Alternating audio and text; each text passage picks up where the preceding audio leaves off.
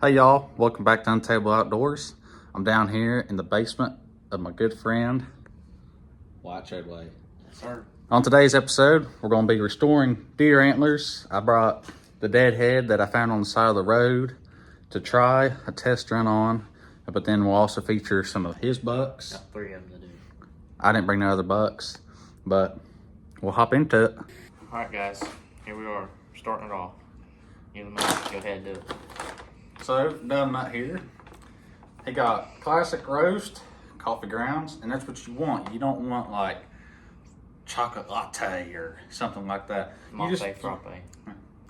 Yeah, I mean, you don't want no caramel lattes, you know. You just want the grounds. You want the coffee grounds, and try to get dark if you can. He got medium dark roast. That would also work good. And just as an example, here is a buck that our fellow friend White did, and looks decent, and that's what these coffee grounds. It's the first one I ever did, so don't flack it. So we're gonna set it off to the side and then get ready for a test run. I'll test it. Sure. Right. We got a used toothbrush to help us get down in them hard to reach places. Same thing with the wire brush and the steel wool. The steel wool is what we'll actually use on the tips to get that white back out, make it look more natural. Yep, it's gonna look good.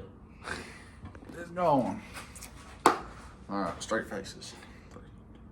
All right, so your first step you want to do after you got all your tools organized, and another step if you want to do it, get you some medical gloves, but we ain't got none.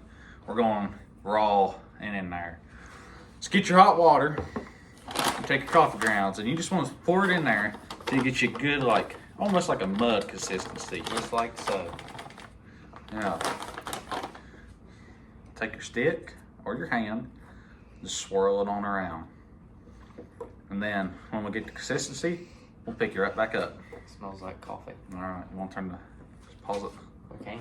Yeah, because I said we'll pick you right back up when we get the consistency. Alright, we're back, guys. So once you get your consistency down that you want, and like I said, typically you kind of want a mud. You don't want it really watery, but just do it the best you can. You take your antler of choice, and if you've done painted the skull, then what you want to do is take your plastic wrap or masking tape of some kind and wrap around the bottom of the bird. And I'll get over here just to show you guys just a little bit better what I'm talking about. So you got this part right here, and you'll just kind of want this bottom dark, but not too dark. But you definitely don't want it on this if you done painted it. And then once you get that done, you start lathering it on there, just like rubbing a pork belly, you know. All right, we'll cut it and then start it right back up. All right, we got a better angle now. So you got your coffee. Just go on ahead and get in there nice and raw. Oh yeah. Just start rubbing it on. Like pork belly. Yeah, like pork belly. You just want to go all over the rack. I typically like to start at the top and make my way down. And this buck was hit by a, what do you want to call it? Brush cutter? Bush hog. Bush hog. People call it so many different things. You never know what to call it. Put in the comments what you think you ought to call it or what you call it yourselves, because in Ohio, you just hear all kinds of stuff. Yeah, we're in the West Virginia, Kentucky, and Ohio area, so you got 3 different lingos. Bushwhacker, bush trimmer, or brush hog. Or brush hog. And if you're down around the bases, you typically want to do it a little bit more darker, because that's how a deer generally is. And then note, whenever you are done lathering on your mixture, you just want to let it set and dry for about anywhere from a half hour to an hour. Usually it's about good. And then once we get to that step, then we'll pick you all back up. Yeah, we'll go get that cardboard piece we can back. And we got my deer, and we're going to touch it up a lot. If you could see, there's kind of some dark, light places, some runs. My first one ever, I didn't know what to do. His first one, he kind of spray painted on the bottom of the rack a little bit, but you know, it's trial and everything. And one quick thing, whenever you're doing this, the medium roast comes off your hands, you know, pretty good. But if you got that dark, be sure not to let it set, or else, I mean, you're gonna be dark. Now, if you want to get tan real quick, you could do that too. And smell like coffee. Yeah, it smells like an old grandma. Yeah. No offense to anybody out there. So, with our steel wool, we're gonna lightly just run over this. Try to fix it some. I don't know how it's gonna turn out. Hopefully good. But if this don't work, then I'll show you another way to fix it. And while I'm here doing this with the steel wool, I'm gonna go on ahead and show y'all. You can take this, go on the tip, just lightly rub it up. And it'll start lighting this up some. Now you just gotta get it how you want it, how your bucks at home looks, because Midwest bucks, these Southern Ohio bucks, A little dark. California bucks, if there are bucks in California, it might be smart to stay away. You know, they're just different. They're light, darker, it's just whatever. You go up north, they're dark, completely chocolate wrapped. Yep. All right. Work on this some, and then if that don't work, then we'll show you another thing. So, as you can see what I'm doing now, you take your toothbrush, and if it's used, wash that toothpaste off. You don't want your deer having blue on its rack. So this coffee stuff, and you have to note, whenever you are cleaning, it can wash off, or smear, or anything. But on these thicker areas, if you take this and brush it, and you just want to keep on brushing it on out until the thick areas come out, and then just run that all the way down that whole area until you get to an ending point, like the beam. And this step here could save you from having to make another layer or a whole another batch to do another run. But that is also not a bad thing to do. So I'll go ahead and show you how this is looking now. As you can see, the runs are gone. And this is what it looked like. So we're gonna keep on doing this deer, and then whenever we are done with that, show you the full transformation on it. All right, guys. What so buck is here, that? well, Over there on that brick. that's one Dad found. Oh, all right. I don't know if that worked. So there's a Oh, side by we don't side want to show that yet. comparison. Oh. All right. So after your buck sat and dried for a little bit, and also you could do this as regular deer antlers, but I did not bring one of those to show. You want to take your toothbrush and just start lightly brushing this off. You ain't got to do it hard, you just want to lightly do it. And if you can already see your runs forming, then what you want to do is just brush them out. But you want to wait for around the base till last. You want to try to get it a really good dark looking color. That's what I usually like to do. But you just keep it consistent. Now Bob Ross says happy little mistakes, but on a project like this, when you're trying to make a whitetail look even better, you don't want to have little mistakes. You want happy little perfections. Alright, you cut it. Alright guys, so while he's asking his daddy about doing this one right here. Not his sugar daddy, his actual dad, his daddy. We're taking this buck that he found back in shed season on his channel, Tri-State Outdoors. Go check it out.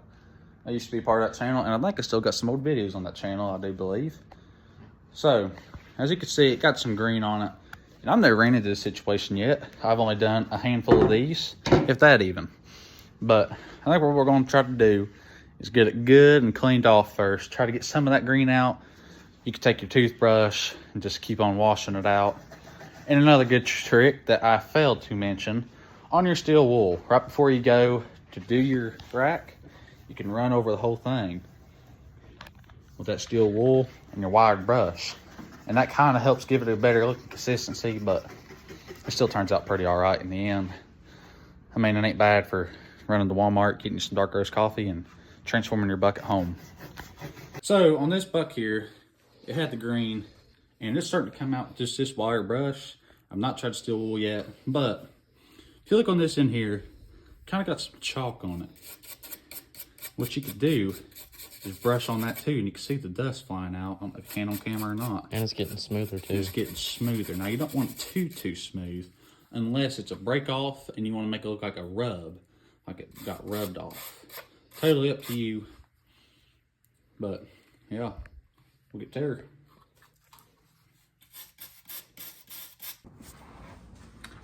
Take it away, John. Alright, so here we go. We got this deer that I found during shed season. Never had this deer on camera, but I found him literally probably 30 yards away from the property line. From our property to the neighbor's property that I got the shed hunt on. Very unfortunate that this buck did not make it, and they broke off right there. But we're gonna get him all stained up, coffeeed up, so we can get him up on the wall. Got Got him painted with just some regular white spray paint. Gonna put a time lapse on him and should hopefully look good when we're done. And again, this video is on his channel, Trusted Outdoors. And Untamable Outdoors, which is his channel.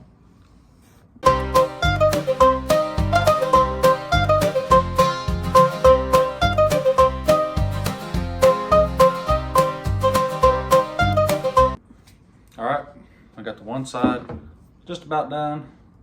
Don't know how it's going to turn out with that green, but then we will pick you guys up when it's all done and the other one is dry. Today's video is brought to you by Little Debbie's and Hostess. Nah, I'm kidding, but that's what influences the hunters in the tree stand every morning, evening, and night. Pick y'all back up when we're back downstairs. Alright guys, it's late. We got some Giovanni's. White's eating chips. He got that skull painted. Still ain't done that rack. And this one is turning out pretty good. Still needs some work. But then we've been working on this one some more. Trying to get it looking half decent. And I don't know. Oh wow. Whoops. And here's that little one. So, man, they turned out decent.